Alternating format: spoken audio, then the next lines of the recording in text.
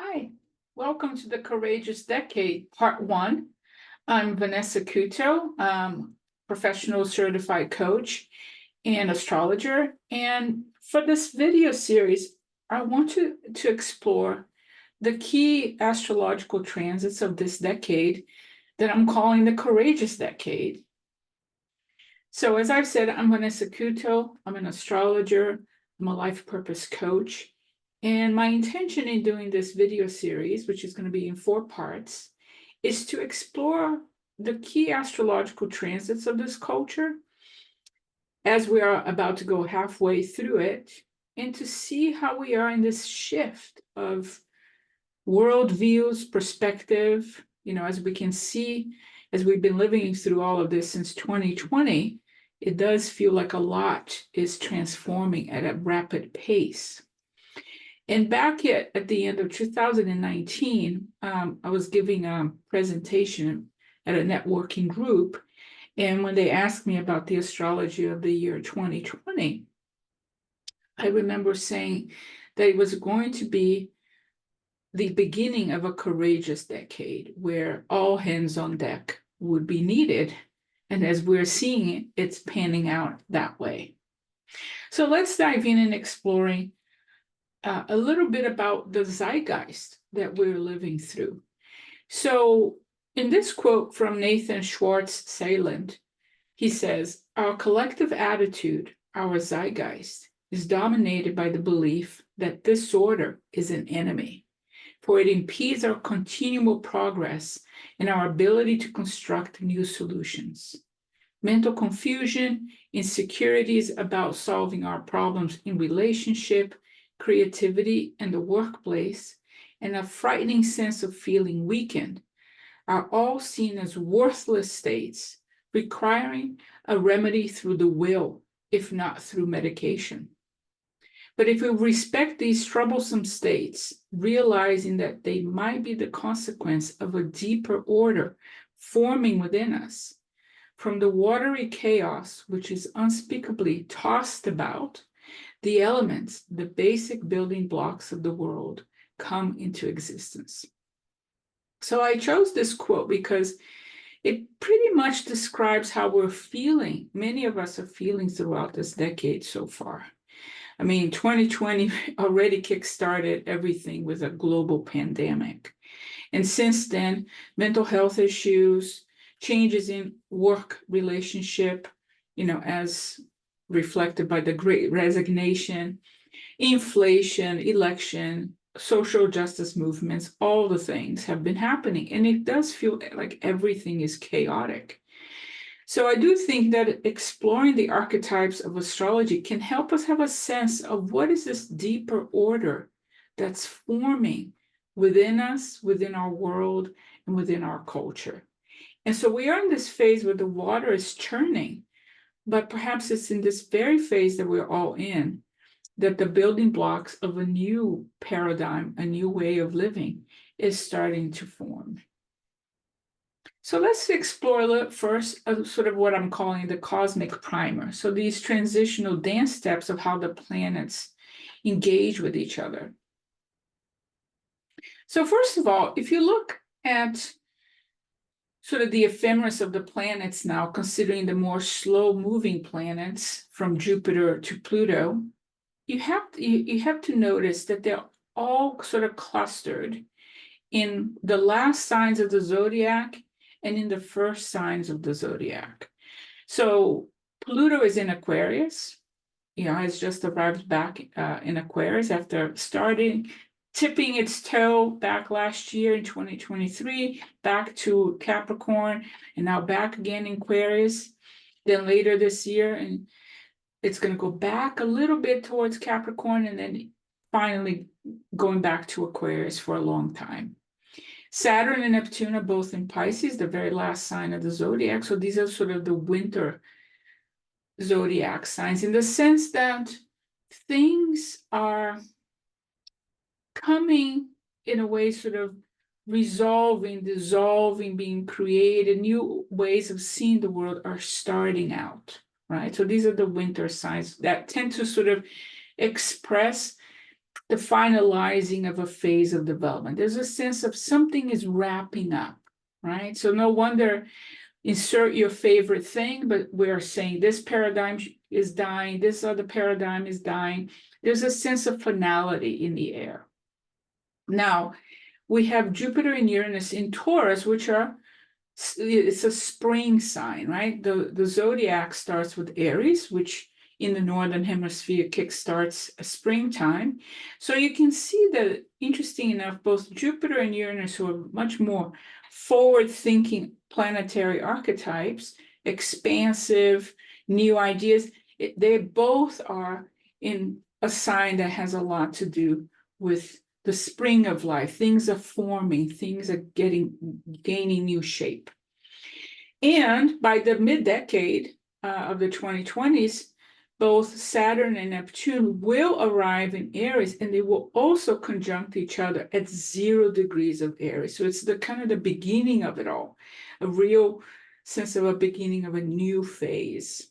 So as you can see, from 2020 to 2024, and we're going to go into deeper detail on this in the following videos, you can see that something is winding down in the midst of new cycles also starting.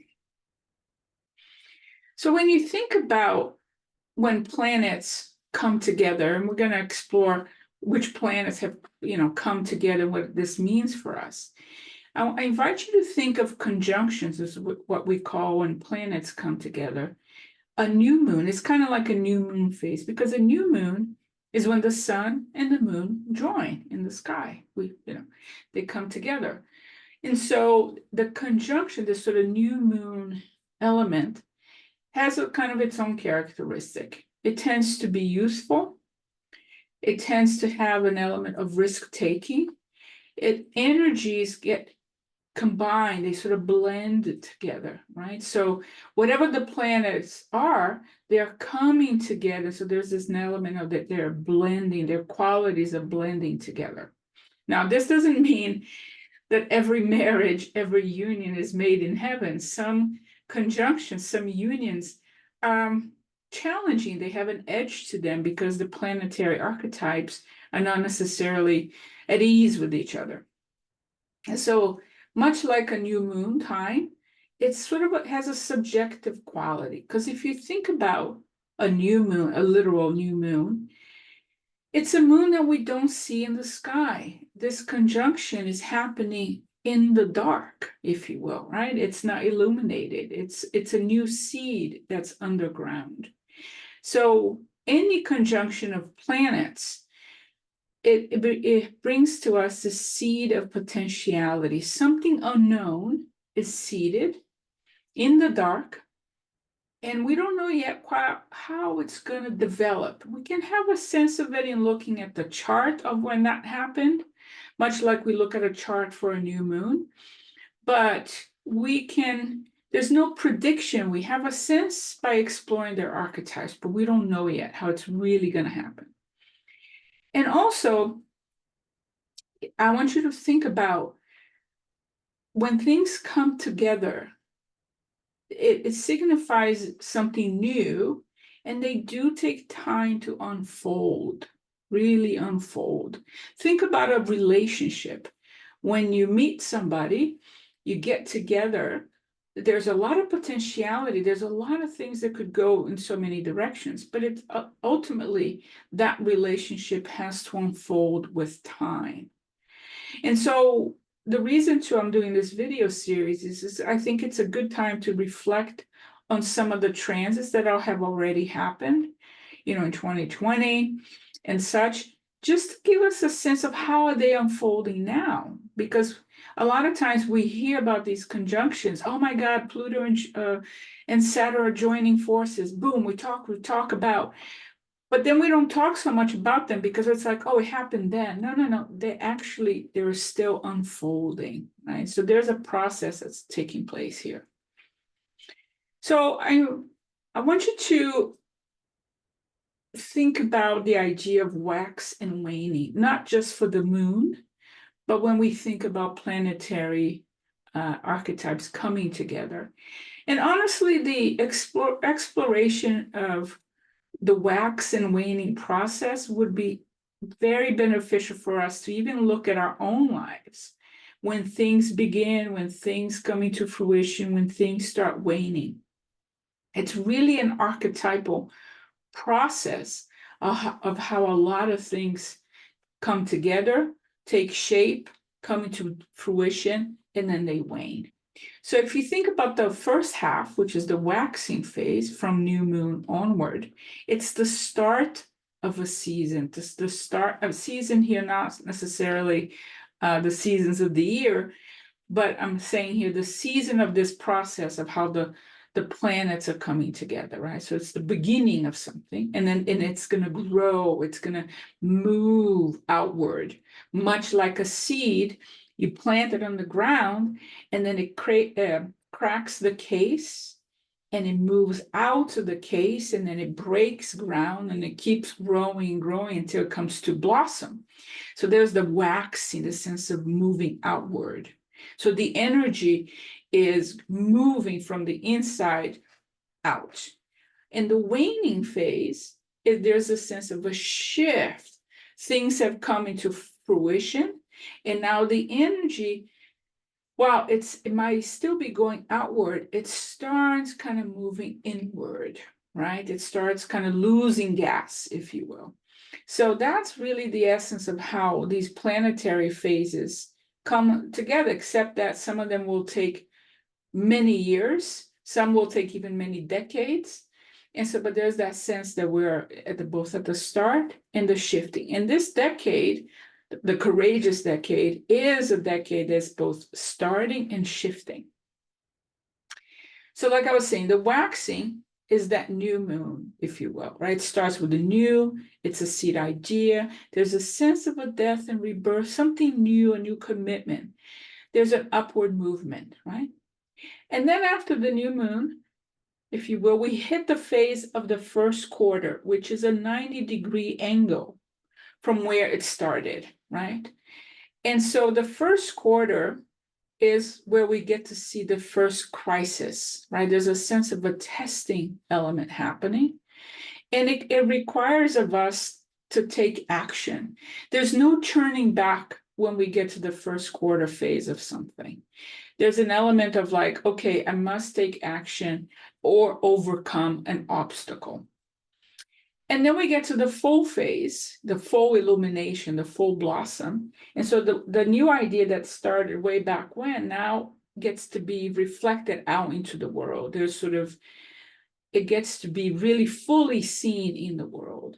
And so this is often when we get to see experiences where we have to reconcile differences, possibilities, views. It's also when we get to see if something has worked or not. Right? If the new seed that was planted, can you harvest that? It might have died in the vine.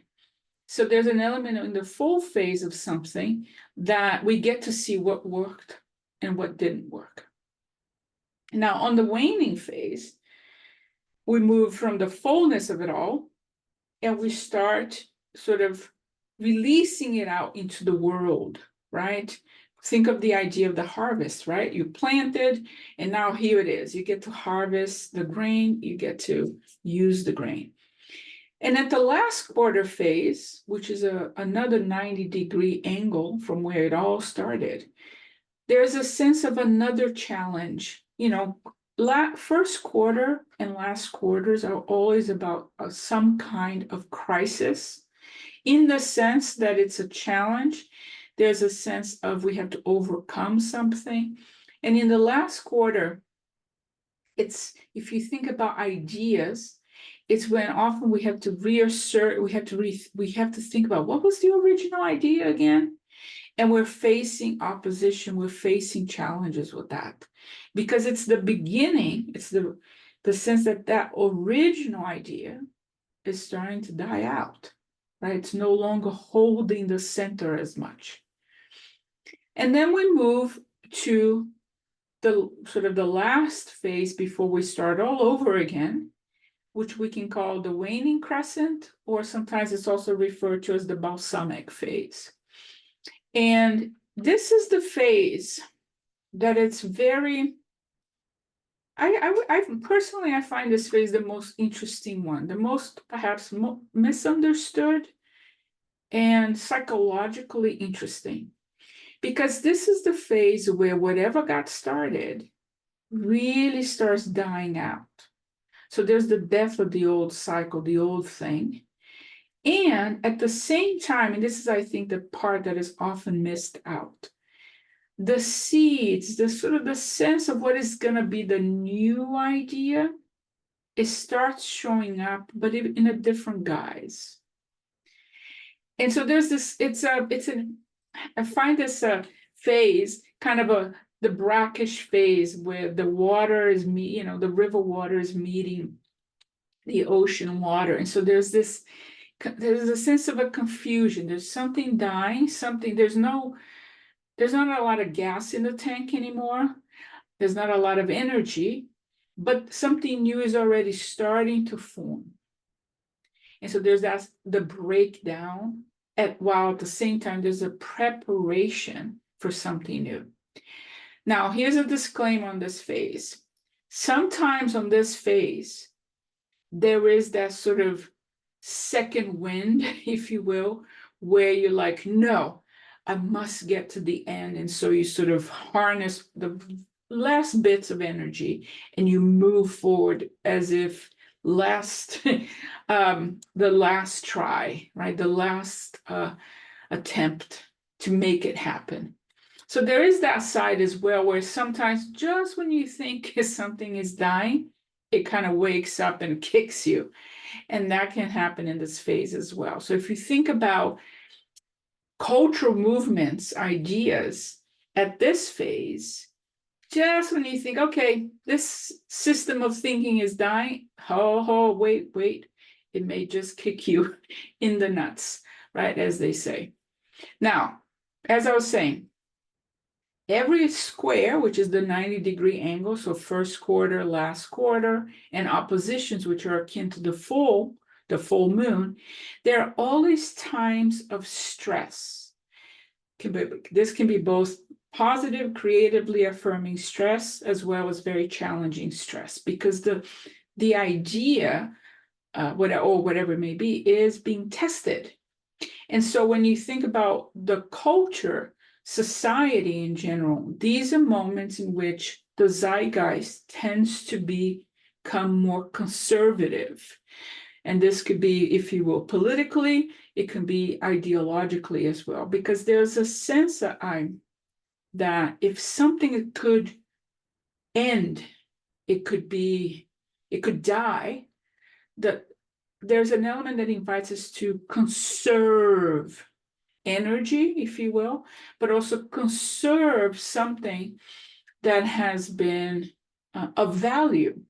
It has been of a certain worth, whatever that may be. I invite you to think of the word conservative here as the desire to conserve, to keep, to maintain something. So usually when we're dealing with squares and oppositions, there's this tendency of creating an environment in which what is new and what has been established and is, in the throne, if you will, they will headbutt. They will go at each other, because these are the two main forces. There's something that is new and something that's been there and established. They will fight it off. So that's why these are moments of stress, right? So this is just to show the larger picture. There are more than the phases I've explained. But if you think about a cultural ideology, let's say, it starts at 0 degrees, where there's that kind of like the new moon, right? So there's a sense of that vision. This is the purpose. This is what we're going to do. And now 60 degrees in, kind of like the crescent moon, those new ideas really start taking shape. There's a foundation setting time. And then at 90 degrees, which is akin to the first quarter moon, that first test, that first challenge to that idea, right? And then as you're moving towards the full vision, you have 2 in-between phases here, which is the creative stage, where you're really working on things you may need to do to make sure that your idea gets to fruition. And then you have a 150-degree angle, which is where we make adjustments. We make sure that we cross our T's and dot our I's. And then we have 180, which is the full moon. It's the full vision, right? And then on the top part of this chart is actually the waning phase of an idea. So after that fullness, you may do some further adjustments, but in essence, you are disseminating that idea in its fullness. Whatever was that harvest at the full phase, now you get to disseminate, you get to share that, right? So think about, let's say, an author who writes the book. So at 0 degrees, they have a vision. Oh, I'm going to write this book about X. And then the ideas develop. At 90-degree angle, oh God, I don't know if I can find a publisher, but they're writing, and then they keep going. And then at the full vision, at the fullness of it all, they publish the book. They go, and then the further adjustments, they're like, okay, how am I going to promote this book? And then at the disseminating phase, they're on their book tour, right? They're disseminating the idea of their book. And then on the other hand, the order starts winding down. That is the last quarter phase where, okay, maybe the book tour at this point is starting to wrap up, right? So there's a sense that the idea, the strength of it is starting to die down. And then we start declining, right? We start declining. The center can no longer hold. And at the very, very end, it's when we need to actually pay attention because new ideas actually start showing up. And these are the new ideas that we then, at the new phase, we plant, right? We seed them, right? So that's an important element to think. And going back to the balsamic phase, which is that the order is declining and new ideas start germinating, it's very important in that phase that we also, the energy is no longer external. There's not a lot of force to go out. So whatever energy is left, it goes inward. So if you think about this psychologically, you don't have much energy to put it out, but whatever you've got, there's an instinct to pull it back in because whatever you got left, you're going to use that resource to nourish the new seed. And second, it's in this quiet down phase that we have to get really quiet to hear the soft voice of what the new seed, the new idea is. So it's actually really important to rest, if you will. So like I was saying before, when you understand how to work with the phases of the moon, if you understand that archetypally, even if you're not following the phases of the moon, you understand that whatever you decide to do in life, whatever the vision and how it grows and how it faces obstacles, there's always a phase in the process that says, you got to quiet down, you got to rest. This is not the time to get out there. And I see this in our society as a huge challenge because we constantly think we got to keep going. And this happens both at an individual level as well as at the large level of societies and cultural ideas that we have. So this is a good illustration that I invite you to kind of reflect upon, think about in your own life, think maybe about your work, what you're doing in the world, and how it may be what phase in your life are you in this respect. And then look to the collective, see what's your opinion, what's your thinking about what's happening in our culture, in our world, right? So this is it for part 1. Thank you for watching. Next time, we're going to dive in a little bit more on the backdrop of the planetary shifts. We're going to talk more about the planets. And then in part 3, we're going to be talking about the bigger shifts, the air epoch. And then in the 4th part, we're also going to continue exploring the planets and how they're shifting to new signs and what that means for us individually and as a in our culture. So if you enjoyed this, I invite you to share with a friend who you think might like this type of information. And visit my website if you're already not signed up for my newsletter. And I invite you to sign up for my newsletter, where you get to be updated on my offerings and upcoming classes and events. Okay, signing out. Bye.